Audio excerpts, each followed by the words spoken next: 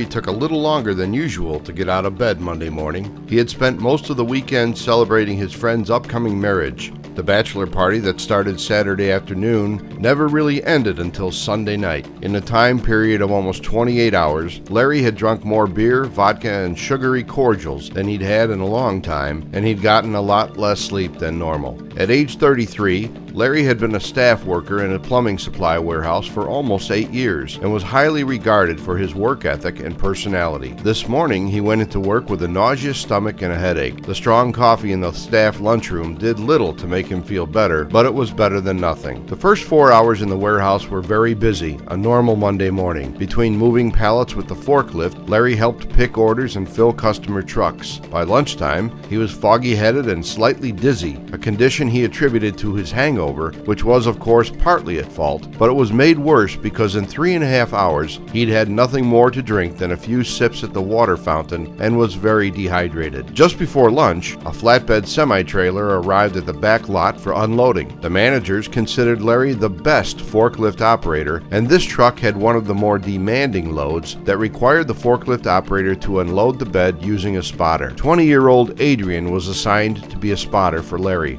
Adrian was fairly new, and Larry had been training him in warehouse operations for the last 2 weeks. Larry drove a forklift out to the side of the flatbed trailer while Adrian walked behind. For 15 minutes, Larry lifted several bundles off the truck and moved them inside to a rack placed in the warehouse loading area. Moving almost on automatic, Larry was not even aware that his spotter was doing little more than watching him work. All Larry could think about was getting this truck unloaded, getting to lunch, and taking a nap on that big fat couch in the break room. As he lifted the second to last load off the flatbed, he reversed a little too quickly, and the load shuddered and tilted to the left. Larry realized that the pallet was too far out on the forks, so he stopped and lowered them back down, which allowed him to get the forks placed securely under the load. After lifting the load, he backed up, quickly turning the wheel and lowering the load after it cleared the side of the truck. Driving away toward the warehouse entrance, he heard someone shouting behind him, but ignored it until he saw a coworker run past him, yelling at him and pointing back where he had just been. Stopping, Larry turned around and saw someone lying on the ground. His first thought was the truck driver must have fallen, but then realized that it was his spotter, Adrian, and that the man bending over him was yelling for someone to call an ambulance.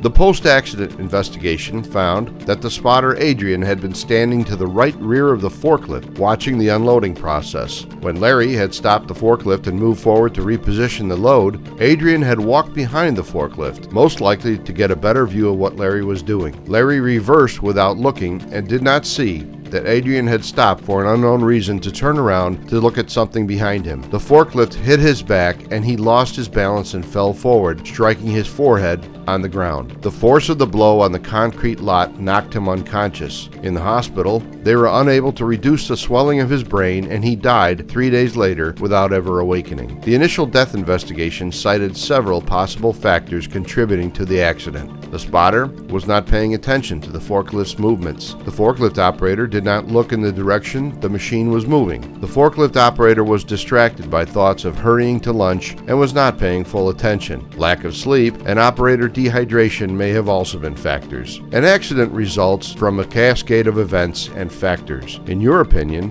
what other events or factors contributed to this incident? And if you were investigating this incident, what questions would you ask?